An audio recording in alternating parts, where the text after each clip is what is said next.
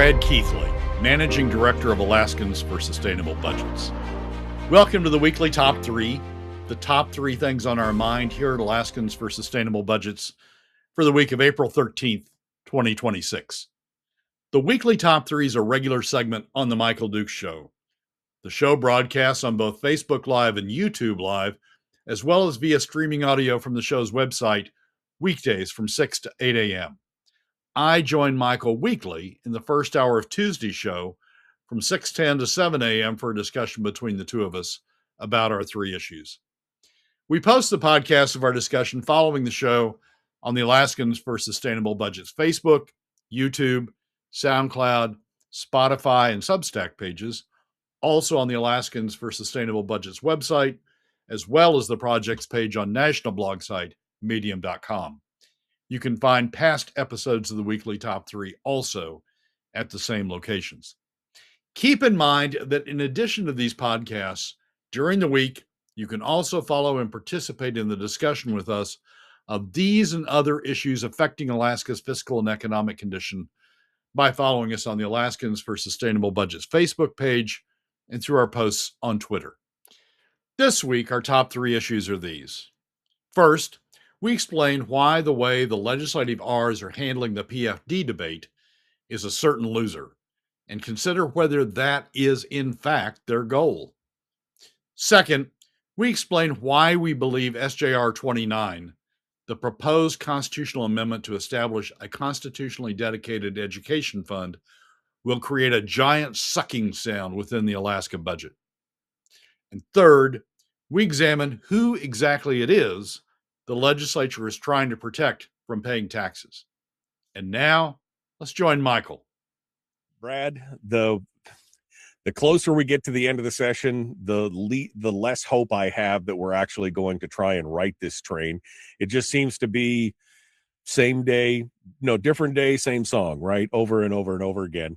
So let's jump into it with the big 3 things that you got. We're going to start off today with the way that the legislative R's are handling the PFD debate is certainly going to be a loser. And you're asking, maybe that's the goal of this whole thing? I mean, that seems a little cynical even for you.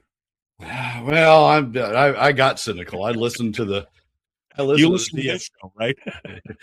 I listened to the PFD debates in House Finance. I listened to them on the floor. I listened to the debate of the general budget on the floor, and yeah, that'll make somebody cynical. Yeah. Here's the deal that really motivates me toward the question of, are they really trying? Are the legislative R's really trying?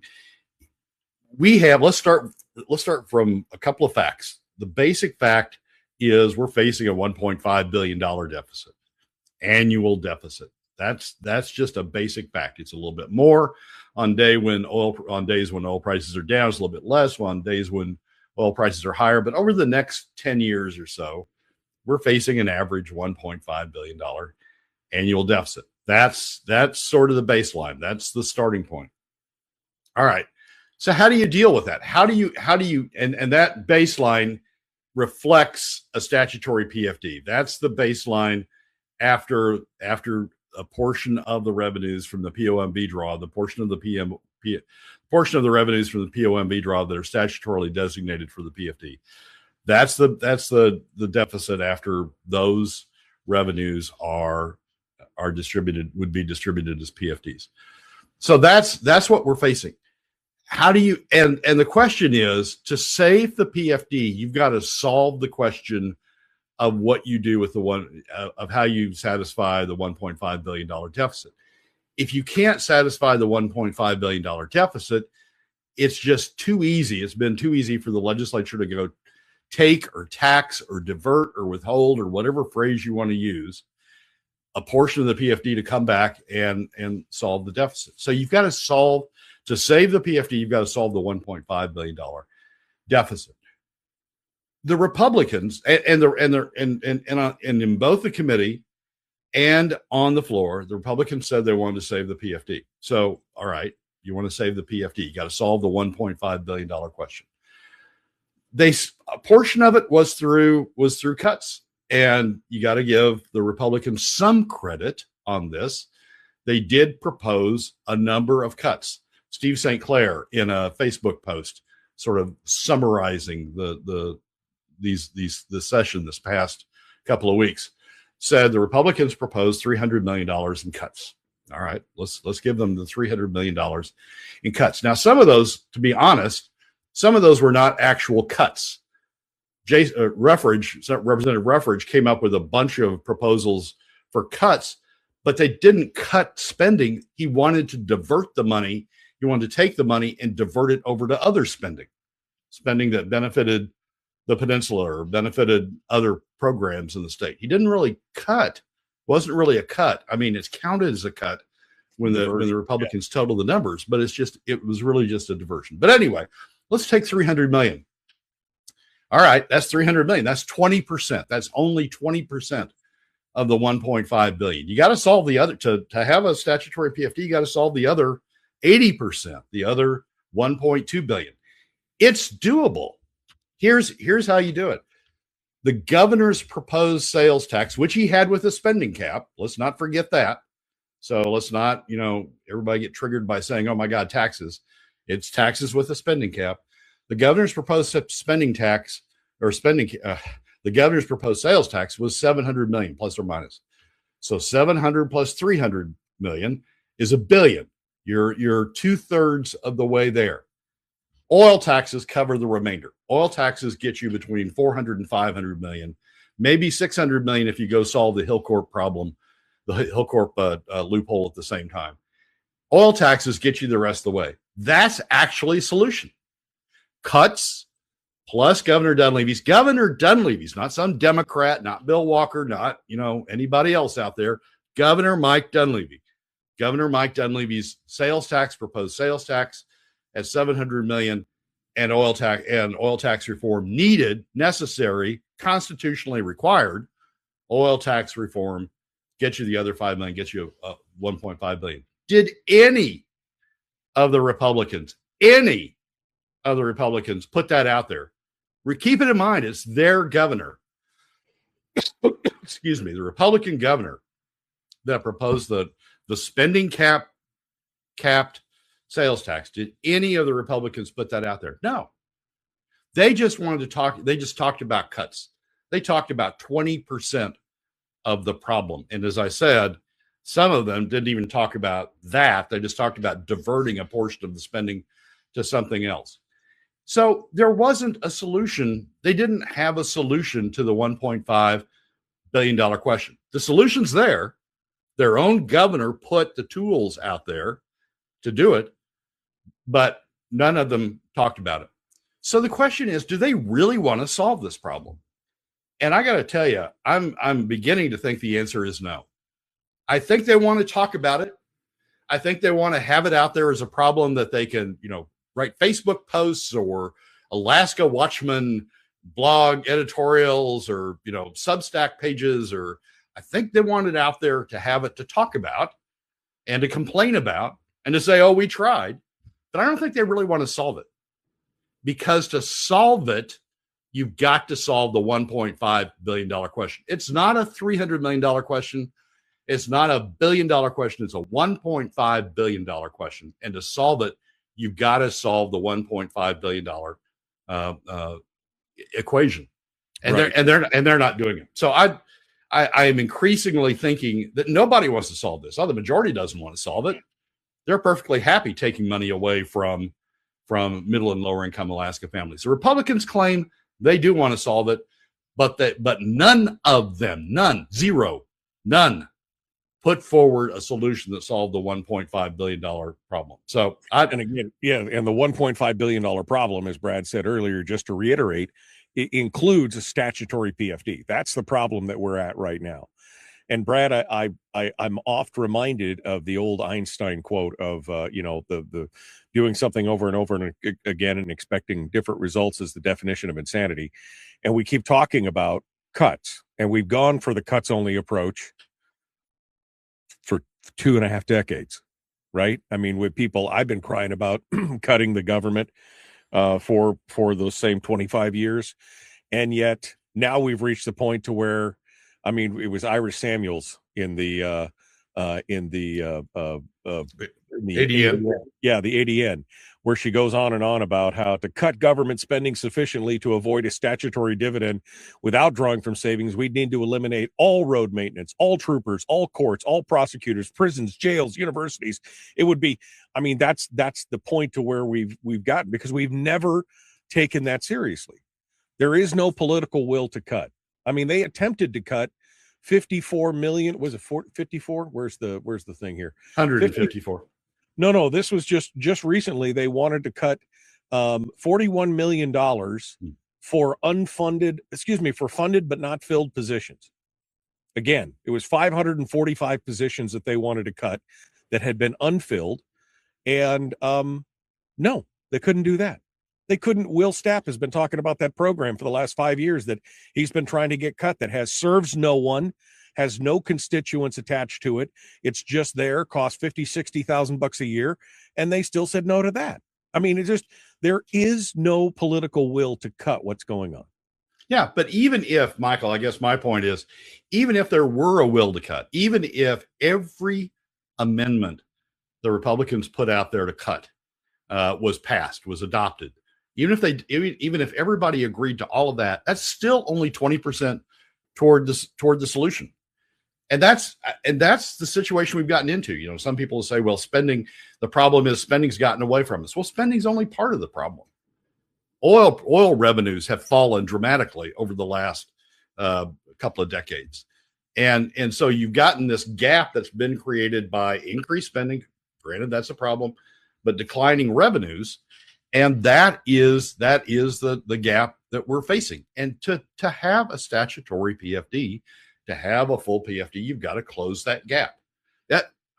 What really, I mean, their own party leader, Governor Dunleavy, put a big part of the solution out there.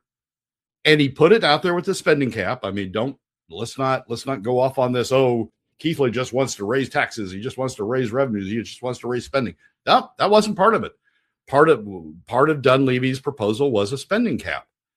And yeah, maybe the Democrats wouldn't agree to that, but at least you can put it on the floor. At least you can say, I'm trying to solve the problem. I'm trying to maintain the PFD. I'm trying to avoid taxing middle and lower income Alaska families. And this is the way we do it. And it's got to have a spending cap as a part of it, but this is the way we do it.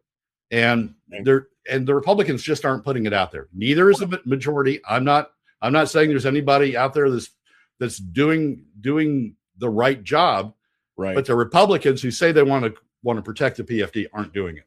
Well, and that's what Ben Carpenter did. He said, we need a fiscal plan. His plan included the spending cap and everything else, all contingent. The tax was all contingent on making sure there was a spending cap and everything else, not to just increase government revenue, but to be able to shift the side so that it moved to the dividend. And he got crucified for it. I mean, so this all comes back to a question of, do they really want to fix it? And I, like you, am coming to the conclusion that maybe they like their little sticky wicket. Maybe they like to be able to have that conversation. Not all of them, obviously, but maybe the vast majority of them are, oh yeah, what was the quote from Mike Kronk today that I read that it just blew me away. Across the aisle, Senate Minority Leader Mike Kronk said that the $3,800 PFD was unrealistic. I love the PFD. My constituents can use the PFD, but the reality is we have a big state and it does cost a lot to do what we do. Oh, come on, Mike. Really? I love we ran this state for so many years with a full PFD, and it wasn't until you got your hands on it that all of a sudden it became important to take that money for government spend. Again, is there really a political will to do that? Final thoughts, Brad. Well, and Kronk sort of exhibit A of the Republicans who really don't want to answer it. They want to complain about it.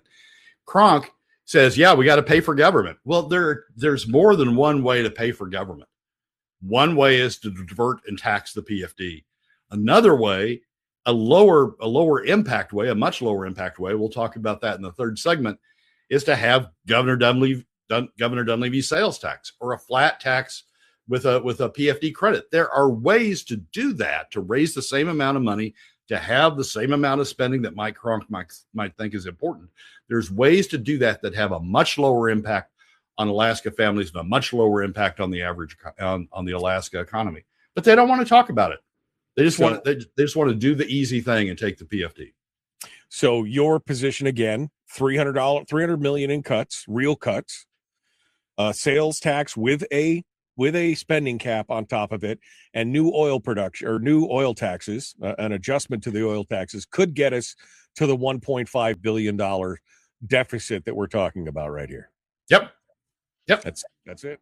Ken said something funny on. He said, every cut they make means a person in an empty office loses their jobs. That's kind of right? I mean, that's where we're at. Again, they wanted to cut 540 positions. Couldn't even get that through. Same thing happened last year. I mean, last year they looked at positions that were vacant for more than a year, and they were like, "Oh no, we couldn't possibly do that." It's again, Brad, they're unserious people. They are unserious about actually fixing the problem at this point. Yeah, and I guess my point is they're unserious on both sides. I mean, I read all these op-eds, I read all these columns that people write about. I'm for the PFD. I'm trying to save your PFD. I'm in there fighting for your. No, you're not. You're in there writing an op-ed. I mean, there was one op-ed that is actually pretty good in terms of where the PFD comes from and how you set and that revenue should never be on the table, but it's on the table. But the legislature can go get it. Pretty good op-ed. Didn't mention revenues once. So what they were really talking about was 20% of the problem. They weren't really talking about trying to solve the full problem. They were talking about trying to solve 20% of the problem. Well, isn't this the holistic argument that we talked about from the fiscal policy working group, where they came together and they did say at the end, this has to be a holistic solution. It can't just be cuts. It can't just be taxes. It can't just be a full PFD. It can't just be new oil taxes. It has to be a holistic approach. And everybody's trying to take it in these little bite-sized chunks, which never go anywhere, because there'll always be some constituency that's against one aspect of the plan or another. It's got to be a full plan and it has to be embraced by more than just, one guy, Ben Carpenter or somebody like that just gets hammered over it. Yep. But somebody has to propose it. Ben Carpenter got hammered over it. So yeah, there's a lesson, but somebody, I mean, people have to propose it. We don't have any gubernatorial candidates.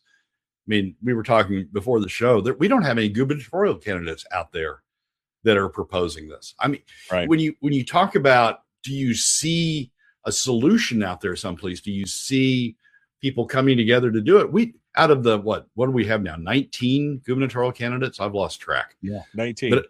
19? But out of the 19 gubernatorial candidates, we don't have one. We don't have one who's trying to, bring it all together into the comprehensive solution.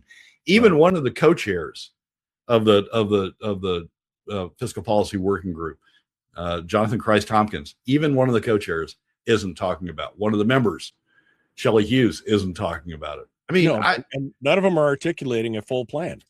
It's always like one little tiny nugget. Shelley's focused on her sunset committee, which is, a reduction in government spend through a sunset committee, which again is a great idea, but in and of itself, it doesn't fix anything. If that's the standalone, that doesn't fix it, or it fixes a small, minute portion of the problem. The people who are out there talking about resource development will pull us out of the hole. No, it's not. Are you what? I mean, are you what? Yeah.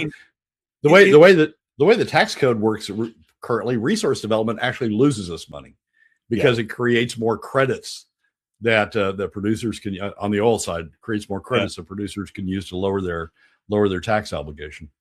Yeah, it's I mean, I'm blown away. Again, I think that there are good people in the legislature. They're just basically being overwhelmed by all the people who just want the problems to continue, because in a crisis and in a crisis moment and over a fight, they can get a lot of things done that they may not get done when things are more convivial, or congenial, however you want to look at it. It's a whole different thing. All right. Continuing now, Brad Keithley, Alaskans for Sustainable Budgets, and the weekly top 3. Did you hear that? Did you hear that? That was the giant sucking sound from the House Finance Committee. That's what Brad was. What, Brad? There's a giant. Everyone, that was the sucking sound from House Finance. What are you talking about here? What are you thinking? I want to go back to something we discussed last week, and we haven't discussed it much because it's coming on in stealth mode. It's ripping through the legislature in stealth mode. Senate Joint Resolution 29, which is a proposed constitutional amendment, which would set up an education fund that the legislature could then pour money into, was only proposed in the legislature on March 15th, I think, March 13th, somewhere in there. It was proposed by the Senate Finance Committee. It's a Senate Finance Committee proposed resolution. It was only heard in the Senate Finance Committee. It was only heard twice in the Senate Finance Committee, and then passed out of the Senate Finance Committee, went to the Senate floor, and passed the Senate floor by the required 2/3 to get a constitutional amendment going in the Senate. It's now been sent over to the House, and it's only going to House Finance. It's only been referred to House Finance. And the first hearing on it is today, this afternoon. This proposed constitutional amendment, there's a reason that they're trying to put it through in stealth mode. I think it's a huge issue, a huge problem that's being set up here. What it does is set up in the Constitution, like the permanent fund, an education fund, into which the legislature, under the statute, under the constitutional provision, into which the legislature can throw any revenues it wants. Any revenues it wants. It even can throw land under the provision. It can even throw land into this fund. And then once it's in the fund, that's it. It's like the permanent fund. It is protected in this fund. The legislature can't come in and appropriate out of it except for education. So the only purpose of this fund is to set up education. So we talk a lot about, that oil taxes ought to be reformed. Or we talk about, in the last segment, we talked about Governor Dunleavy's sales tax. What the legislature could do is say, oil tax reform, yeah, we like oil tax reform, or the Hillcorp loophole, yeah, we want to close the Hillcorp loophole. And the way we're going to do it is we're going to pass a tax that is dedicated to the education fund. Right. And so what they would be trying to set up is education versus tax, and everybody likes education, right? So they're trying to ease the ability to pass these taxes by saying that they're dedicated, constitutionally dedicated, for education, and they start pouring money into this fund. Well, some people say that's okay, because the more you have the more revenue you have for education, then you've taken care of education, and the rest of the budget, then you really only have to worry about the rest of the budget. But the problem is there's no limitation on spending the money that's going into this fund, into the education fund, only on the spending on education that would otherwise occur. In other words, you could take the money in that fund and increase spending on education because you got the money dedicated to it, and the rest of the budget would be out there starving. You've got to say, when I talk about, things like the sales tax or things like oil tax reform, I'm talking about something that would benefit all of the budget. And by benefiting all of the budget would benefit the PFD, because you would have to rely less on PFD cuts. What this constitutional provision would be to allow you to take those revenues that we're otherwise talking about to benefit all Alaskans, to benefit the entire budget, to free up the ability to rely less on PFD cuts. It would take that money, take those new revenues, and dedicate it over to the education fund in a way that it wouldn't benefit the entire budget. It would be a benefit only to education. But wait, there's more. It's not limited. The provision is not limited only to not only to new taxes or new revenues. They can throw existing revenues into this pot that's dedicated only for education. So, for example, if we had production, they could take a portion of oil royalties, and let's say they tried to say it was for the future, so it was just oil royalties from new production, and dedicate it to the fund. It wouldn't go to the general fund. It wouldn't be done in a way that would benefit the PFD or would help solve the general deficit, it would be strictly for education. Or they could take even a portion of existing royalties, or they could take the lands that are being leased lands because they include that in the constitutional provision and dedicate and put those in the education fund. Right. And who doesn't love education, right? I mean, that's the thing. That's the beauty of this, is that they put the shine on it that, well, it's all about education. And that, of course, doesn't include the BSA or anything else. This is all additional new stuff. And who doesn't love education, Brad? Why do you hate children? Yeah. So it's a way of sneaking money out of the budget, out to support the full budget, sneaking that money out to support education only and to support increasing spending on education. Because once it's in the fund, it only can be spent on education. And so we got this money in the fund. Oh my gosh, we got to spend, Johnny needs a new bicycle or we need a new playground someplace. Oh, we got this education fund. We can spend the money out of the education fund on that additional spending. There's just something, I mean, the Alaska Constitution has a very solid foundation in the anti-dedication clause. It's what ultimately undid the PFD, right? The anti-dedication clause says you cannot dedicate any revenue for a specific purpose. Right. It's got to be up to every legislature and every governor to deal with the issues of the moment, to provide revenue for them to deal with issues of the moment. What this does, there's only one exception to that in the Constitution. It's the permanent fund, which says a portion of the revenues that come from royalty are dedicated to the permanent fund, and then the permanent fund corporation deals with those. But what this would do is say you can dedicate not just, I mean, the permanent fund says a quarter of the royalties. What this would do is, this is open-ended. You can dedicate any revenues, existing, new, any lands to the education fund and tie those funds up for education, take them off the books and tie them up for education. What you do is you leave the rest of the budget, potentially, what you do is you leave the rest of the budget starving. So the only way you can deal with the rest of the budget, education is now funded, right? We put all these funds in there. Education is now funded.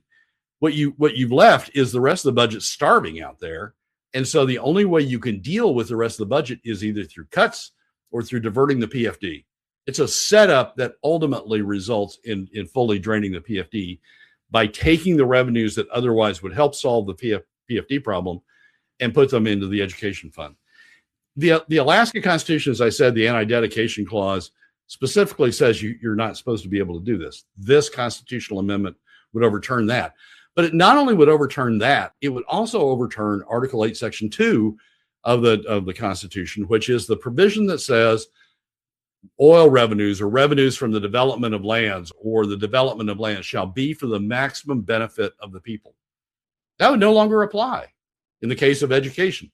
The legislature could say, yeah, new oil revenues, we're going to dedicate them to the fund, even notwithstanding the maximum benefit clause, maximum benefit of the people. And that's always been read, in my experience, maximum benefit of all of the people, not just some of the people, right. But all of the people.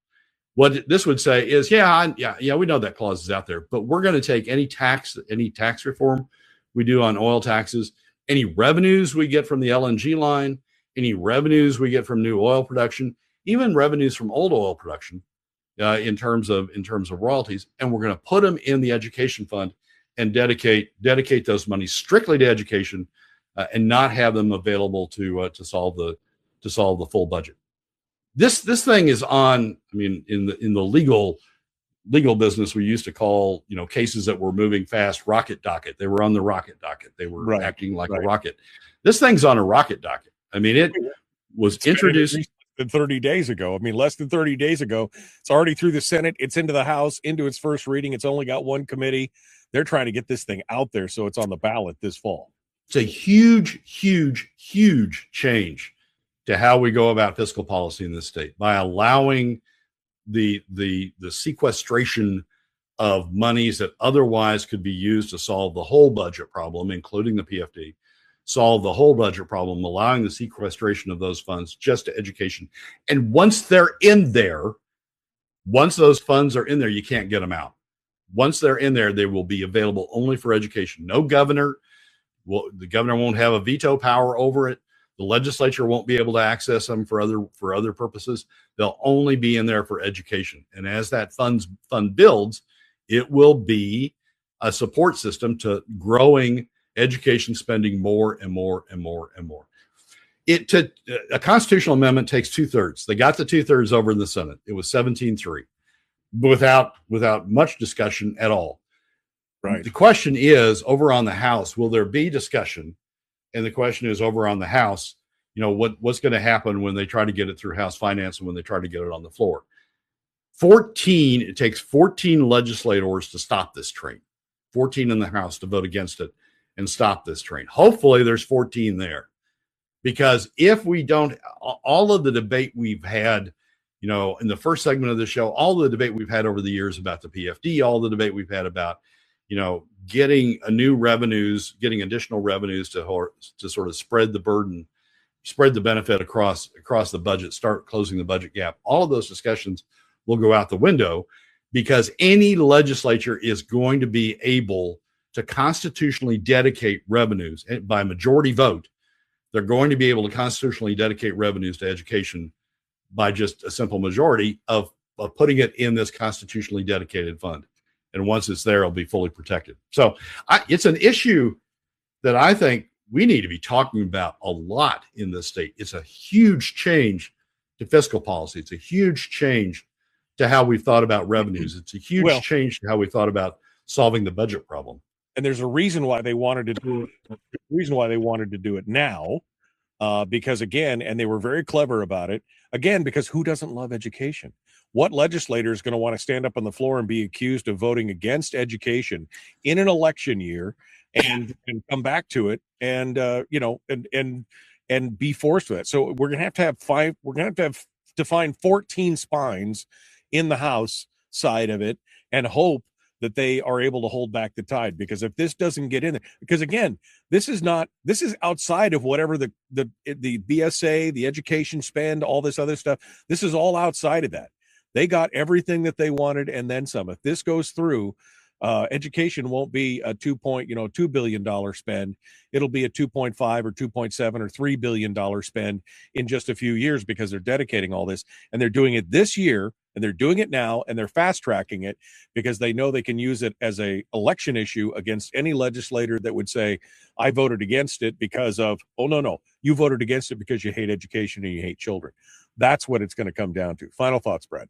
Well, it's a provision that I think is just will remake the whole fiscal discussion in the state. It will allow education to become a super industry. It will allow it to sort of go off on its own, keep filling itself and grow into a much bigger thing than it is even now. And it will be the giant sucking sound. I mean, what I mean by the sucking sound, you'll be sucking the support out of solving the rest of the budget. Every tax that they consider, every reform they consider will be to divert money to the education fund. They'll see that as the way of selling it, and solving the rest of the budget issue will be left to PFD cuts. Yeah. Well, this is a definite win for the education industrial complex here in the state of Alaska. If they get this through, they will have all the money that they want, or can get all the money that they want, which we know will be a never-ending increase is what will happen. Frank, I think you're missing the point. Frank keeps going on and on about Brad does not know the repercussions of giving land to the university. He's not talking about the university. He's not talking about the land grant college. He's talking about them encumbering lands into this educational fund, which has nothing to do necessarily with the university per se. This is all about other things. This is not about, Brad is not poo-pooing, I don't think, the land grant status of the college. He's talking about encumbering everything under the sun into this fund and not being able to touch it. Am I right, Brad? No, exactly right, Michael. I mean, the land grant, the dedications of the land to the university is done. That's off to the side. We're not talking about undoing those or redoing those or adding to those. This is all into the separate fund. This is all into the new education fund. And it would be new dedications of land. It would be dedications of additional land. So, for example, one of the candidates for governor wants to raise revenue, thinks he can raise revenue through sales of land. Well, the legislature could say, well, we're going to put this land that he wants to sell into the education fund so that all of the revenues raised from the sale of this land would go to the education fund and be earmarked forever with a simple for education. Right, with a simple majority vote. This is not even, I mean, this is not like a super vote or anything. I mean, once this fund is established, it just takes a super majority vote to put the money. And once it's in there, it's in there. You can't get it back out. That's the problem. And that is the, that is the challenge here, for sure. Corey says, yes, let's continue to enable school districts to not be held accountable. Sounds like our government. I mean, that's exactly it. We've already got school districts who are out there crying and weeping and wailing about their budgets, even though the budget, the function of most of those is driven because of the lack of enrollment. That's really the biggest thing. And they're finally starting to say that. But, if they got money into this fund, they could be funded to full whatever. If it is, and they could continue to put more and more revenue in there, and they never have to hold back their spending at that point. I'm a little surprised, Michael, that the oil industry and the resource industry hasn't caught on to what's going on here. I mean, the whole reason they're doing this is because they think it's going to be easier to sell taxes. The legislators think it's going to be easier to sell taxes if it's dedicated to the education fund. So they're increasing the ability to tax oil. I mean, the first layer of this is going to be oil tax reform, right? We're going to finally do oil tax reform, but it's not going to be to the benefit of the general fund or to the benefit of the PFD by reducing pulls on the PFD. It's going to be dedicated to the education fund so that they can sell those taxes easier. If I were the oil industry, I'd be concerned about that. I mean, what they're setting up is a situation in which it's going to be easier to tax the industry going forward by selling it as an education tax. There's lots of implications of creating this dedicated fund that I don't think people are thinking through. And certainly the fact that it started in March, it wasn't introduced until March, rocket docketed through the Senate, and now is on track to rocket docket through the House by not having multiple committee referrals. They're trying to set this up very quickly. Right. I think a lot of different industries, a lot of different interests ought to be thinking about this, not only from the perspective of, oh my God, we're going to grow, one segment of government disproportionate to the other segments. We're going to continue to grow it, but also from the standpoint, hey, they're going to make taxes easier by saying it's dedicated to this fund. They're going to be able to tax me more by saying, oh, it's just for right. Education. Right. No, they're already up in arms about the current discussion on taxes. What if they, instead of just going to the general coffers, what if it was dedicated to a specific education fund? They'd look real bad, right, at that point if they tried to, you've got to stop this before it gets to that point. I mean, I'm hopeful, but not optimistic, that there's 14 legislators in the House who will stand against this to say this doesn't make any sense. I mean, again, every one of those dollars should compete with every other one of those dollars. And because we've got plenty of needs in this state, if that's the case, it should not be set aside. But I guess we'll see.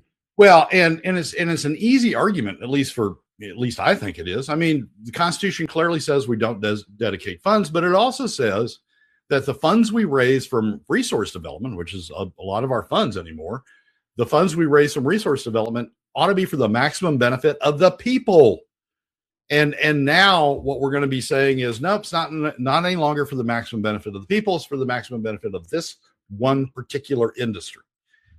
Education's important, but is it going to be important 20 years down the road, as important as other things 20 years down the road? Right. It is. We need to think through the long-term implications of this, and the powers that be in the legislature are trying to prevent us from doing that by rocket docketing it through both houses. Well, we'll see where we go from here. It'll be interesting to watch. It's going to be painful. Again, are there 14 souls on the House minority side who will stand on this? We don't know. We'll have to see. The weekly top three continues. Brad's final thought for today, the final number 3 of the weekly top 3. Whose economy is it exactly that we're protecting from taxes? Whose economy is it, Brad? What are we talking about? Michael, I was listening this past week to I was reading some news articles, and I was listening the past week some blogs or some podcasts and various things about people saying, what we really want to protect Alaska against is taxes. The reason we have PFD cuts is so that we can protect Alaska and Alaskans against taxes. And so that triggered me going into some numbers and really trying to think through exactly what it is we're talking about. The PFD is unique. Using PFD cuts to fund government is unique because the money comes entirely from Alaskans. PFD is paid only to Alaskans, and so the PFD cuts, using PFD cuts, takes money only out of the pockets only of Alaska families in order to fund government. Other revenue measures, equivalent revenue measures in terms of what they can raise, other revenue measures take money out of the pockets not only of Alaska families, but also non-residents, outsiders, people coming into the state.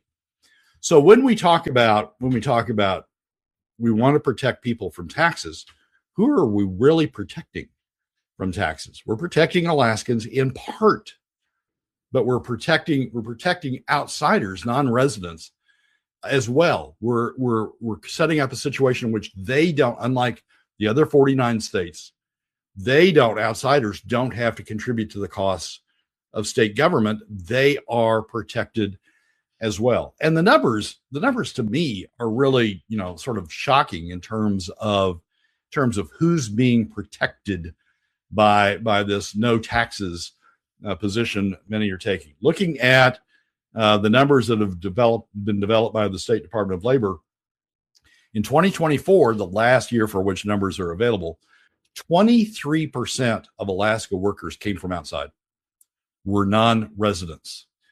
We're protecting, not only we're protecting Alaskans, the 77% of Alaskans that are working, we're protecting 23% that are coming from the outside from taxes that would otherwise affect wages. In the oil industry, these are really interesting numbers. In the oil industry, in the upstream part of the oil industry, 41% of the workers are non-residents in 2024, according to the Department of Labor statistics. 41% were non-residents. In the downstream part of the oil industry, the pipeline and the refineries, 40% of the workforce was non-resident. So these are the people that we're protecting. We're shoving the entire burden, 100% of the burden, off on Alaskans by using PFD cuts. No diffusion, no portion of it being absorbed by non-residents. We're shoving 100% of it onto Alaskans in order to protect 40% of the oil workers from facing any consequences. The ISER numbers also go to this. The ISER numbers that evidently nobody wants to talk about anymore. The ones that are from the study at the beginning of the year. Right. 76%, so 24% of sales taxes with less exclusions would go to non-residents. 26% of sales taxes with larger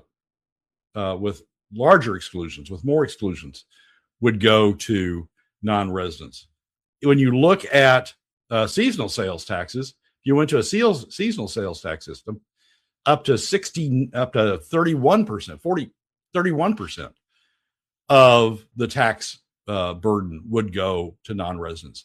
So instead, if by using sales taxes to raise the same amount of money, we're not trying to raise any more money, all subject to a spending cap, to raise the same amount of money using a sales tax, 31% of it would be borne by non-residents. Using PFD cuts, 100% of it is being borne by residents.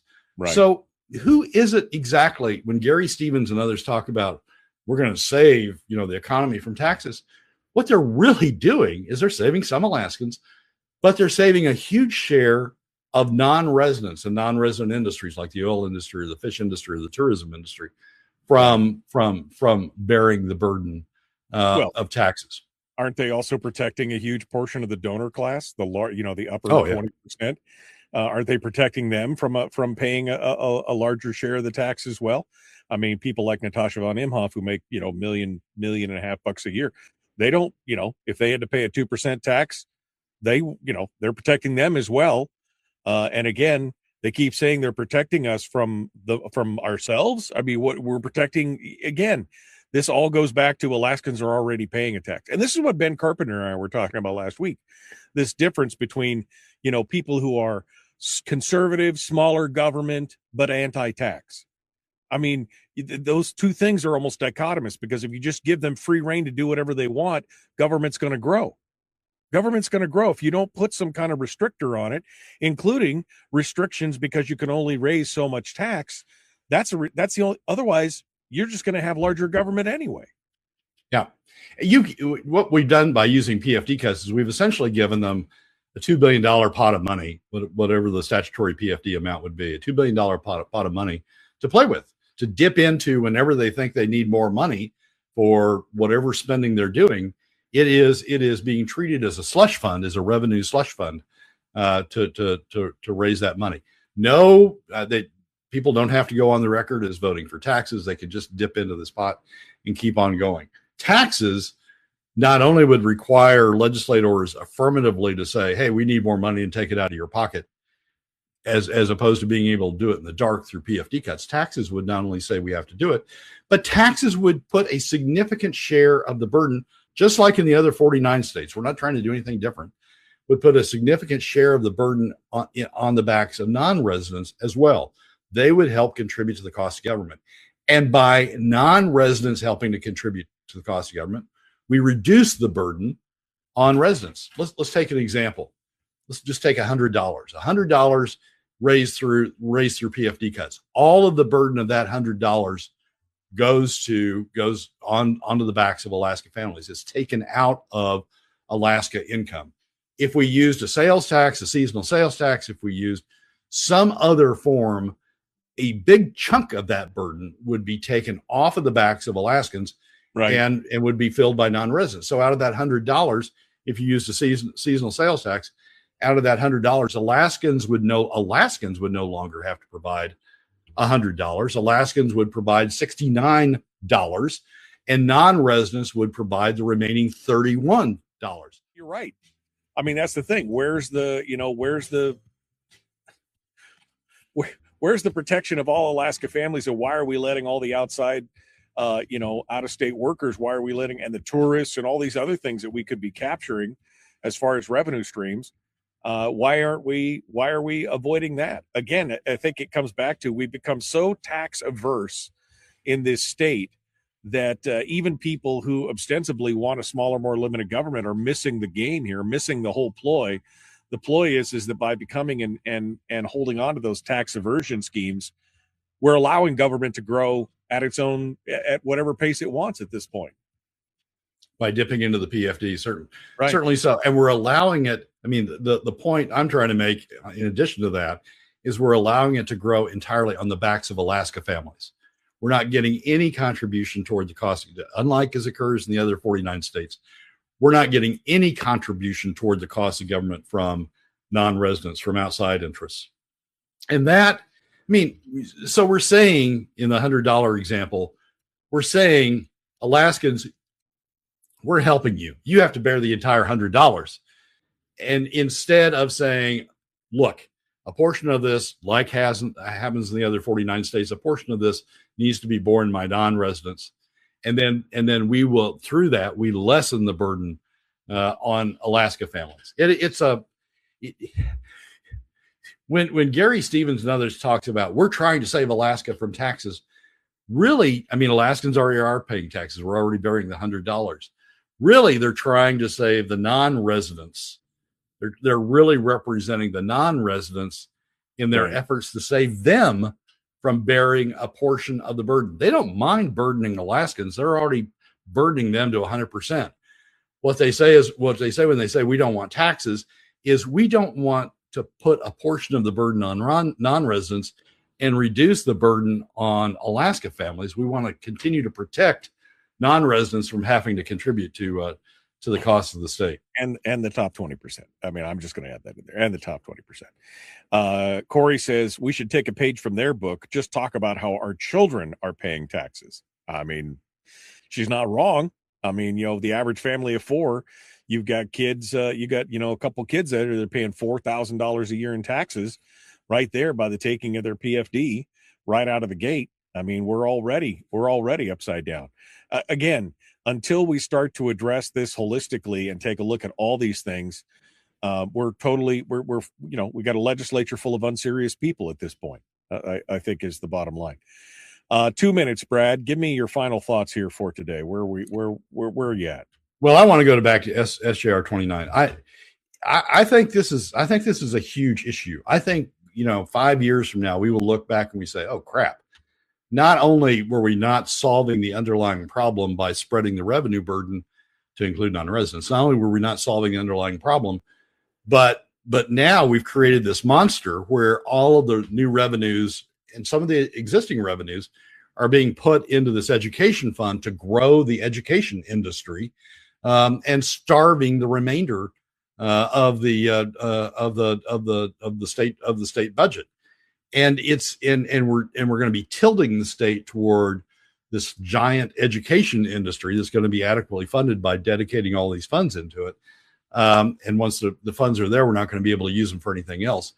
And starving the rest of the state. And what's going to happen as we starve the rest of the state? Well, we're going to have to cut more and more and more of the PFD because we can't go tap these funds. Yes, we pass taxes, but all those taxes are now dedicated to education. We can't tap them to help pay for corrections or the university or other things that are out there in need. And so we're going to have to do more and more PFD cuts. I think this is an issue equal to any of the revenue issues. And it really concerns me that it's on this rocket docket and people haven't thought through the consequences, and are just going to vote for it because it says education somewhere on it. Right. Exactly. It's for the children after all, Brad. Daryl says, I think that the sales tax would help shift some of the burden off Alaska residents. However, our wonderful state legislators would be happy not to give us back our PFD and collect the sales tax at the same time. That's why there has to be a spending cap attached to it. Rob says, Hammond had a story in Bushrat Governor about trying to put a fishing tax in Bristol Bay that would have been paid 97% by outsiders, but his voters turned it down. Again, this lack of, this avoidance, this tax avoidance. And Ben Carpenter finally says, I refuse to accept the notion that the comprehensive fiscal reform is not possible. It's only possible with leadership, and that is a commodity in the shortest supply in Alaska. And I would agree with that, Brad. I think that's the problem, is we got the shortest leadership. Final thoughts. Well, SJR 14 is important. If any legislators are hearing out there, people that are listening to this, people that talk to legislators, get them to focus on this proposal to create the constitutional education fund. It is a problem. It is an issue that's going to show up as being a huge problem in future years. The only way to stop it is now in the legislature, in the House. Right. Well, let's hope we can find 14 people with a spine. That's all we can ask for right now. Although I'm not, after having watched the minority for years and their actions on a lot of this stuff, I'm hopeful, but I'm not optimistic. I'm going to put that on a t-shirt. Hopeful, but not optimistic at this point. All right. Thank you, Brad. We appreciate you coming on board. Thanks for being part of it today and spinning us all up. I appreciate it. Michael, thanks for having me. I appreciate it, my friend. Well, that's a wrap for another week's edition of the weekly top 3 from Alaskans for Sustainable Budgets. Thank you for joining us. Remember that you can find past episodes on our YouTube, SoundCloud, Spotify, and Substack pages, and keep track of us during the week on Facebook and Twitter. This has been Brad Keithley, Managing Director of Alaskans for Sustainable Budgets. We look forward to you joining us again next week on the next edition of the Weekly Top 3.